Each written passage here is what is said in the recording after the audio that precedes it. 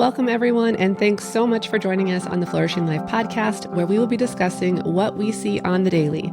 We're Jackie and Tad from Flourish Medical and Wellness in Savage, Minnesota, where listening to our patients is the priority.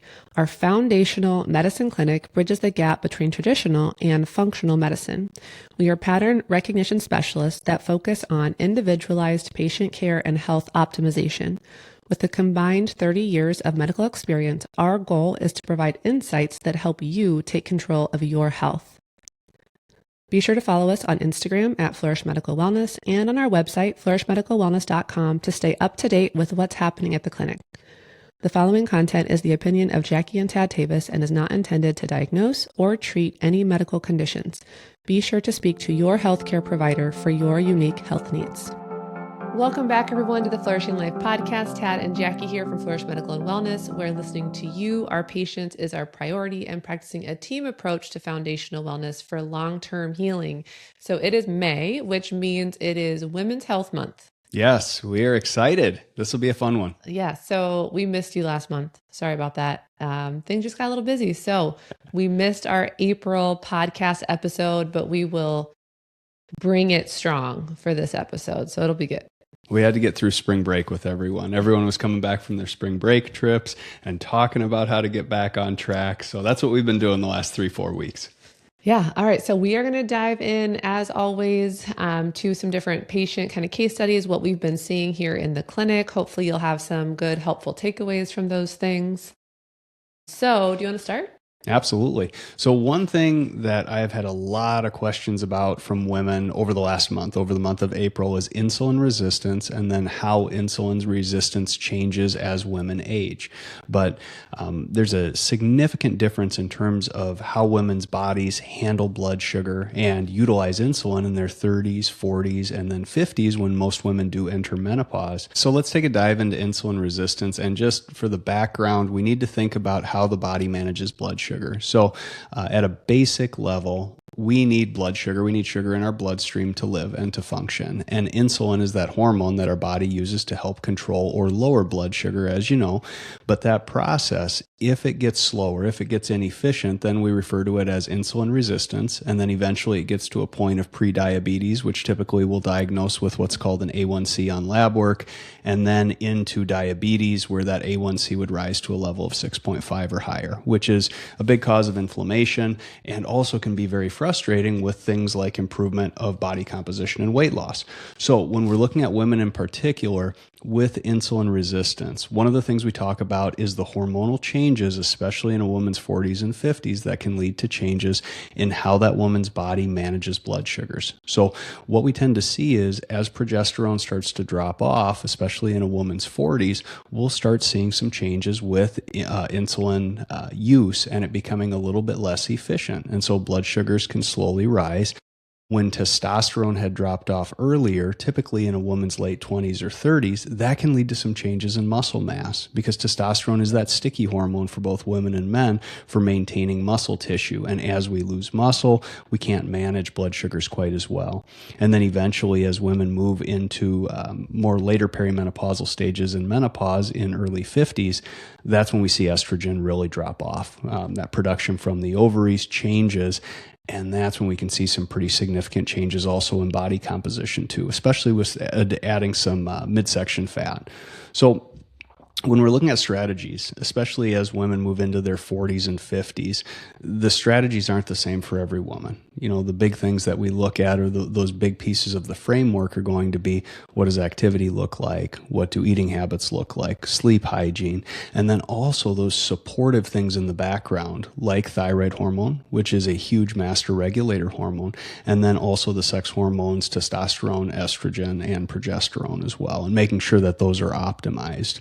So one thing that I've found is when we look at in perimenopause, especially eating habits, definitely not a one size fits all. There are some women that do really, really well with cycling intermittent fasting. So a little bit of a longer fasting window in that first half of the cycle, days 1 through 14, and then second half of the cycle, shortening up that fasting. So there's a little bit longer eating window, and doing that in conjunction with a woman's hormones can make it much more effective. Otherwise, if it's a situation where somebody's really good at macro counting, or they're really good at tracking protein intake and sticking with whole foods, we can utilize a 3 meals per day approach, but we really need to track that with regard to protein, carbs, fats, and lining those up in a way where we're seeing body composition change over time, even when hormones are fluctuating more in a woman's 40s. And then when we look at exercise too, there's 2 key pieces to the framework in exercise. And one is resistance training. Gotta have resistance training for women in their 40s and 50s, because it's a period of time where if we're not resistance training, we're going to start seeing that sarcopenia or gradual muscle loss. And that affects metabolism, that affects blood sugars, that also affects functional strength. Because as women get into their 50s and beyond, you got to be able to do those things functionally, like climbing hills, climbing stairs, getting up and down out of chairs and off the floor. And with sarcopenia or that muscle loss, those things can become harder if we're not meeting them head on and planning for them. Having adequate protein intake as well is going to be really important for that muscle maintenance too. So again, just to circle back to activity, resistance training is number one. The second piece that I've found to be really simple and really effective is walking after main meals. And we oftentimes think about that for blood sugar control, because we see that spike in blood sugar right after we eat a meal. But if we can control that, it really helps the body. And that's something that walking right after a meal does, especially bigger meals like lunch and dinner. And then also the composition of those meals can be really helpful. So those are a few key takeaways or things that we've been talking about lately. I think a couple other things that you can pay attention to, especially as women and men, but if you're having kind of big fatigue or big shifts in energy level throughout the day, that can actually be a sign of insulin resistance and your body not processing and responding to that sugar intake very well. So that can be a red flag to kind of maybe take a deeper dive into what's happening with blood sugar and consider a CGM. We did a podcast on that not too long ago, I think. Yeah. So take a listen to those to understand how to use that. The other thing that happens as we age and estrogen drops is your body wants estrogen. And so as it's going down, some adipose tissue can to some extent increase estrogen levels or make estrogen. And so that's why we tend to see more of that kind of weight gain if the body's not getting adequate estrogen. And it also helps with the insulin uptake into the cell. And so when estrogen drops, your cells just aren't using the insulin as well. And so now it thinks it needs to make more so that it can get the blood sugar down. And so, I used to see this when I was at Alina, and honestly would tell people the wrong thing. So I would tell them, well, if you haven't changed anything, but now you're gaining weight, something must be wrong. And what I've come to understand is that we can't just do the same things as we age and expect the same results, because your body is changing. The sensitivity of cell receptors are changing. Your hormones are changing. And so we either, make sure we're optimizing those hormones to pre-menopausal levels so that they're functioning in a similar way, or you really have to dial in what you're eating, when you're eating, and how you're eating to make sure that we make up for that change in cellular function and insulin resistance as well. Yeah. And that's a really good point. And I think what you just said speaks to why having sex hormones in optimal levels and thyroid hormone levels optimized in perimenopause and menopause is so critical, because it is such a fluctuating and sometimes unpredictable time frame for women, where if we don't have a handle on those things, it makes body composition and insulin use very difficult to manage. I don't know about you, but I find, over the last several years of doing this work, I find that it's a lot easier for us to be proactive about hormones and keeping them optimal to prevent some of those body composition changes.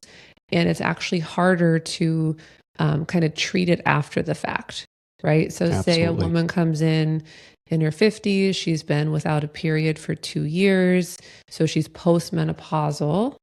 And she's developed this weight gain. Maybe she's put on 20 pounds. I see in clinic it's harder to get rid of that weight just with optimizing hormones. Yeah. There's a lot more that we need to kind of put into that versus those women who come in their upper 30s, 40s. We're being proactive. We're addressing hormone replacement therapy proactively, and they tend to keep it off better. versus having that initial gain and then having to kind of make up for it. Absolutely. Yeah, especially through perimenopause and into menopause, that maintenance is a lot easier too. Well, and it yields the better long-term health outcomes, especially for those women. Yeah. So I guess takeaway there, if you're in your upper 30s, 40s, it's not too soon, right? It's good to know where you are, to get ahead of the game, to keep things optimal so that you're not trying to play catch up, 5-10 years later. Yeah. How about you? What have you been seeing in clinic? Yeah. So last month we talked, it was kind of our focus is on toxins and detox. And so I wanted to pull up a couple case studies that I saw this last month with regard to that. Super interesting. So one was a 14-year-old female, and she has Hashimoto's. So we found that she has Hashimoto's or autoimmune thyroiditis on her initial lab panel. And we did a little bit deeper dive. So we did a toxin panel where we're looking at their urine. So we're taking a urine sample and testing for specific types of molds or mycotoxins, heavy metals, parabens, phthalates, chemicals, VOCs, all of those environmental toxins. And we also had some parasite work to do for her. So she had high parasites, high thyroid antibodies, high toxin levels. And obviously we cut out gluten because gluten is really a big driver of those thyroid antibodies. And she came in with a lot of stress, anxiety, just constantly worrying and nervous and anxious and on edge. And so as a 14-year-old, a lot of times that can just get dismissed as you're 14, you're going through puberty, you're in middle school, like just the kind of normal things of life. But we went and really dove into detox, to parasite work, to cutting out gluten, and her thyroid antibodies went from 65 to 46. She had high thyroglobulin antibodies, and those have completely resolved. So those are down to less than 1, so 0 at this point. And the most fascinating thing was her free T3 went from 1.9 to 4. Wow, and 1.9 is just in the tank. Yeah. So we're expecting and just telling this sweet girl that, she's just in middle school or, just it's part of normal aging. And that's why she's having all these symptoms. And her thyroid is like barely surviving. So once we kind of worked through all those things, she's not on any thyroid prescriptions. It just naturally was able to rebound and function in a much more optimal state as we were able to address toxins and parasites and some of the gluten stuff. So that was really cool. Love it. Well, and it really speaks to removing those things that are affecting the body from functioning the way that it was designed to function, especially with hormones, thyroid hormone. And we see that with toxin testing, it is going to tell us what is the toxin, how high is it in your body, and then what are those specific toxins attacking. So what potential, adverse outcomes are we seeing? So this could be things like thyroid dysfunction, autism, ADHD, ADD, gut health. Like it's going to connect the dots for us. And there were several things that were really attacking her immune system as well as her thyroid specifically. So that was really cool. And thankfully, her parents brought her in, and her health trajectory is now going in a completely different direction, which is really cool. And it's super cool that as a 14-year-old, she did the work. Yeah. Like I have this conversation a lot with the kids that I see. This type of medicine is not easy. Really working with getting the body to heal and work the way it was created to heal. It's not easy. It's not just here's your pill, go take it every day and don't do anything else. Like it takes work, it takes effort. And so it was super awesome to see a 14-year-old girl be so like excited and committed to doing the things, cutting out the gluten, taking all the supplements she had to take to get rid of that stuff, be consistent with it. And the outcomes were so awesome for her. So, yeah. Well, and on the flip side too, you've equipped her with information about how to live moving forward to optimize her health, because that predisposition or likelihood to flip into high antibody production for her thyroid or basically have a hyperactive immune response, many times we'll see a genetic predisposition for that. And so people need to live differently than somebody who doesn't have that predisposition. Yeah. The coolest thing about this whole situation was that I remember the very first day I met her, and she's just the cutest little 14-year-old, and she's a dancer. So she like has an intense schedule and she was so quiet, like literally like how loud her voice was quiet, but she was just also like scared and nervous. And you could just tell that like her body was struggling. And I basically told her she graduated last time I saw her. And I'm like, I don't need to see you unless you need me. Like, let me know. Yeah. And she was a completely different girl, like laughing, smiling, talking. She's talked with her dance teammates about some of the stuff that she's had to work through and what to look for, like completely different girl. And it had nothing to do with, her needing an SSRI or, mental health medication. Like you said, the free T3 being below 2. So for everyone who's listening, free T3, that is the active form of thyroid hormone. That is your thyroid rocket fuel. That's the stuff for energy and cognition and supporting metabolism, making your bowels move, all those things thyroid hormone does.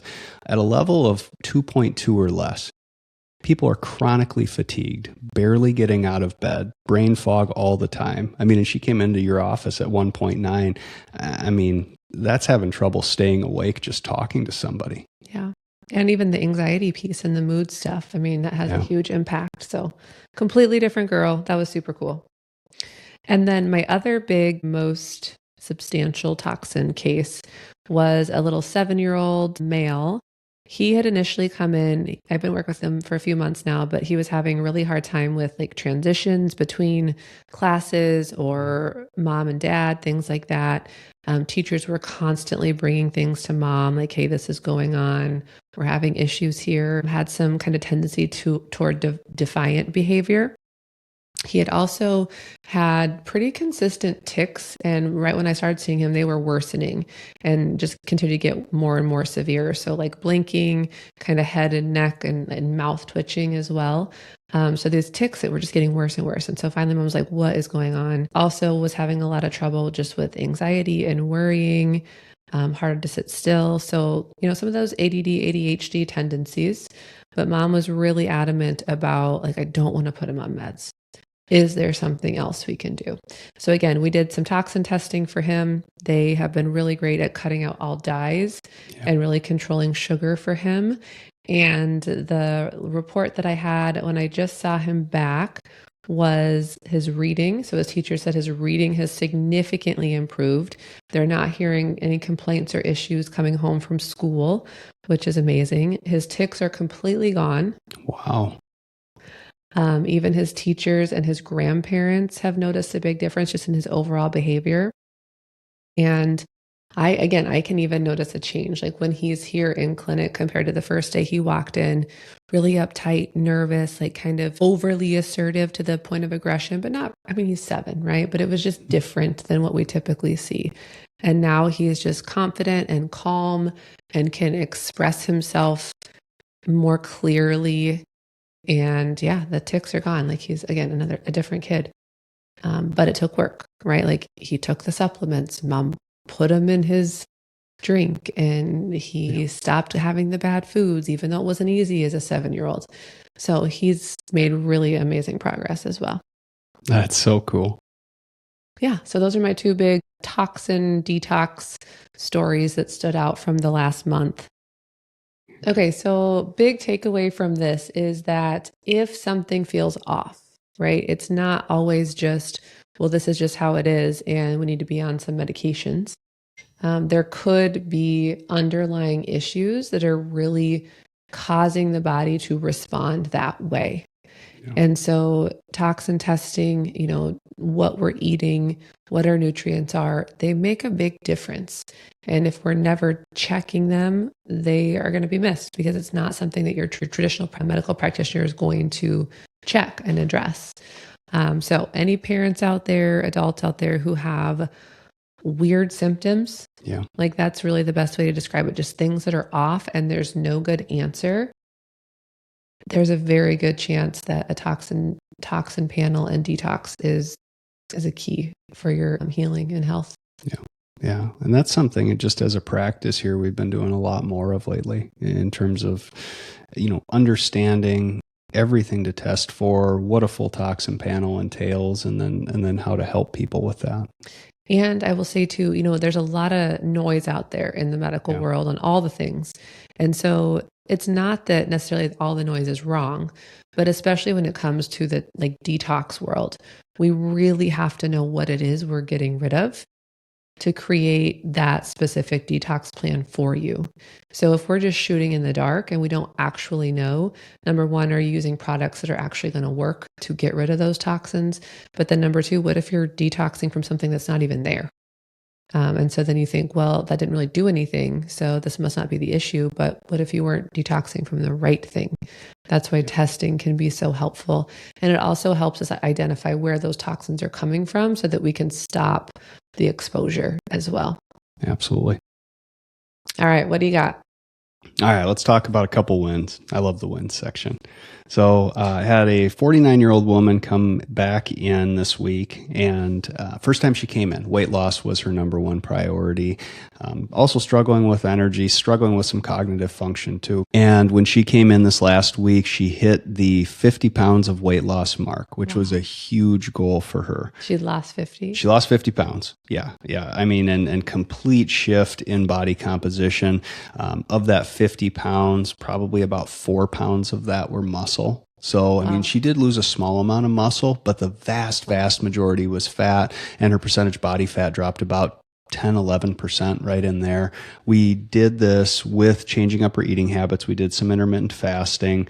We optimized her testosterone, her estrogen, and we also really revamped her exercise habits too, because she is a woman in the thick of that perimenopausal time frame. So things had been shifting for her, things like her cycle length and having on and off bloating, some difficulty with sleep as well. So being able to kind of bob and weave through that period of time where hormones are fluctuating was really important for her.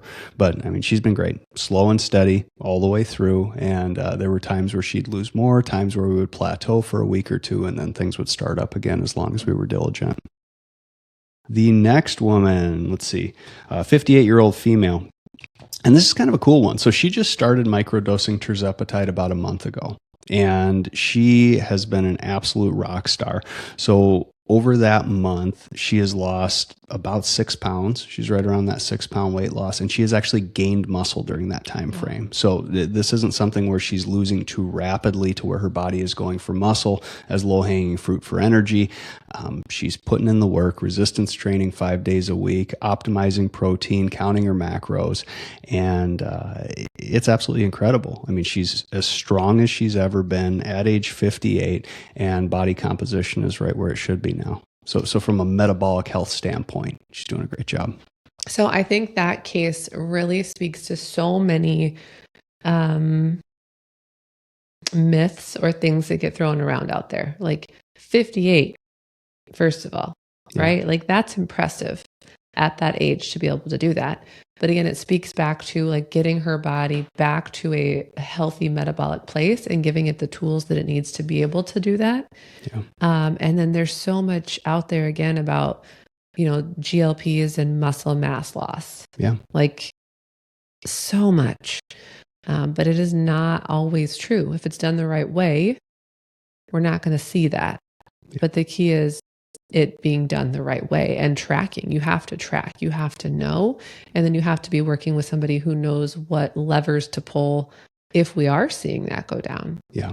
Well, and a personalized plan. So GLP-1s are polarizing prescription medications when it comes to body composition. And what I mean by that is if a person starts a GLP-1 and does not have direction and a personalized plan for how to live their life with eating habits, activity habits, sleep hygiene, absolutely that person is going to lose muscle, especially if that dose escalates on the GLP-1. They can be a double-edged sword. They can have some negative metabolic consequences.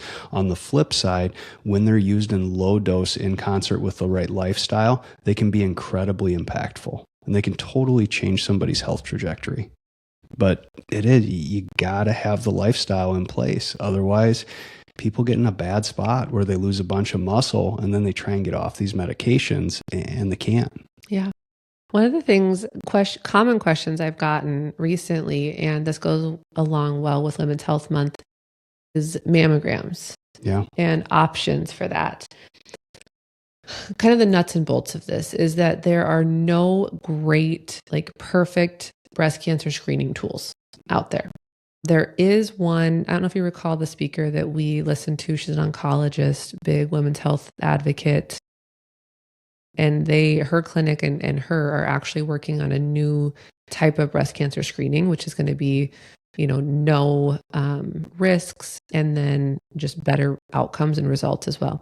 So other than that, that's the only thing I know on the horizon. Some sort of QT scan or something like that. But what we currently have are mammograms, and it's important to understand what mammograms do. So mammograms look at the structure of the breast and look for, clumps of cells or abnormal cells when we think about the structure. So the reason sometimes people are hesitant to get mammograms is there's trauma to the structure, right? Like we're squishing the tissue during the process of a mammogram. Or then we maybe biopsy the tissue, and there's been some research out there that shows there's a potential spreading of cancerous cells when we're traumatizing that area, causing trauma in the area. So that's a potential negative there. The other piece is radiation. So mammograms obviously have radiation exposure that go along with that. So again, it's not a perfect test. It's not 100%. You can have false positives. You can have false negatives. It's not perfect. And there are some risks that go along with it. It's not super comfortable. Then we have thermographies.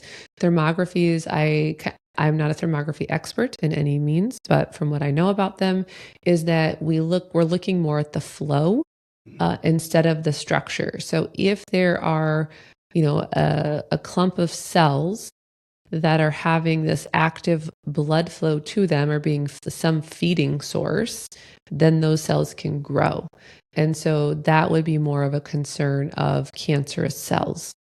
So that's the big difference between thermography and mammogram. Structure versus flow is how I explain it. And neither of them are perfect. So a thermography isn't the end all be all. There can still be false positive, false negatives, but they're just looking at it a little bit differently. The nice thing about a thermography, there's no trauma and there's no radiation. Yeah. And then the third one that can sometimes be used is what's called a HER scan. So this is going to be more of just that ultrasound. Again, no radiation, not really any trauma, looking more at the structure of the breast. Thermography and HER scans are not covered by insurance, so it's something you'd have to pay out of pocket for. But they are good alternatives and good options for women who are, saying, I really don't want to do a mammogram. I'm either going to do nothing or do I have other options? Yeah, absolutely. Some type of screening. And at the basis of preventive care for breast cancer are self-breast exams. There's no test on the planet that takes the place of monthly self-breast exams. Yeah, so there are definitely other options out there. Okay. All right, last thing for kind of our wrap up, what we've been seeing in the clinic on a daily basis. Estrogen patch availability. Oh boy, here we go. I love pharmacies. It's brutal. It's brutal. They're making women's lives hard. Jeez Louise. So here's what happened. And I've had this conversation so many times. So the black box warning was removed from estrogen, which is great. That's a big win for us as women. Amazing. And after that, it started to be given out like candy at a parade. Yeah. Like, oh, here's your estrogen, here's your estrogen, here's your estrogen, which again, it's not all bad, but now we have a supply issue. So there's a big change in demand, supply and demand, which I'll kind of touch on. But also we have these untrained medical providers giving out a whole bunch of estrogen, which I literally said this on a Instagram story right when this happened, is I was afraid of what potential outcomes could result, because hormones are so delicate. It is not one size fits all. So many things in the prescriptive world of here's your medication or here's your prescription, it's very cut and dry. You have strep, you have here's penicillin or amoxicillin. If you have an allergy, then we use this. Like it's very easy and very cut and dry. It is not like that for hormones. Yeah. And so, and we know this, like the data is very clear out there that the majority of OBGYNs have very minimal menopause training in their education. It's not their fault. That's just how the program is set up. And so now all these women are given this estrogen. Do they know how they're metabolizing it? Do they know what's happening with their detox pathways? Do they even know if they need estrogen? Because I still get people who come in who are put on estrogen and their levels have never been checked. So it's a little bit scary that we're seeing this big swing all of a sudden. And I'm just putting the forewarning out there of let's see what happens. Yeah. Unfortunately. But if you are a woman on estrogen patches, it's probably going to be hard to find them. So things like mail order pharmacies tend to have maybe a little better supply. Costco. Yeah. Costco's been good. Amazon, Cost Plus Pharmacy has been okay. Yeah. So some tips and tricks, but you might have to work for it. Mm-hmm. Yeah. And the interesting part too is just the approach to prescribing estrogen or estradiol, that the black box warning goes away and all of a sudden it's like, yep, now I'm prescribing estrogen. And the education piece, you can't overstate that, how important it is for providers to understand, okay, what does the testing say? Is this woman's body struggling to produce estrogen? Is there just a bigger signal being sent from the brain and the body, the ovaries are keeping up? Or is it a situation where it really is estrogen replacement because the ovaries have tapped out in a woman's late 50s or 60s? Yeah. So here's the other thing that happened. I had a patient, literally these were the numbers. She went from having to pay $16 for her estrogen patch for a month to $65. That's not right.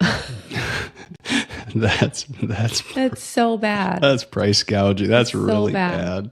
So bad. The other conversation that I have with the same woman is, it's funny, and I didn't think about this. She actually brought this up, and I'm like, yeah, that's a really good point. We cover all birth control.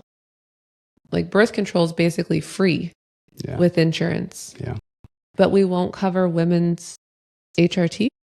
It's wild. I mean, estradiol is made by every woman. This is not some foreign substance. It's so crazy to me. So just some things to noodle on. That was a good rant session. That was nice. It's sad. It's sad to me that women, and I'm sure there's these instances with men too, but it's already such a difficult time where everything's changing, the body's changing, the mind's changing, relationships are changing, you don't really know who you are, and now you're finally maybe able to get some help, and now they're price gouging you and not even covering it, and you can't find it. Yeah. Seriously. Well, and that's, we talk about like the economy and medicine, and that's the downside of capitalism, is when we see a big surge in demand, companies can pharmacies can charge more money for medication because demand is higher. And this is people's health we're talking about. This isn't like microwaves. This is people's health. All right. Last thing, supplement of the month. Yeah. What do you got? Oh, I got a good one. This is a personal favorite. So DIM, SGS plus. So DIM stands for diindolyl methane.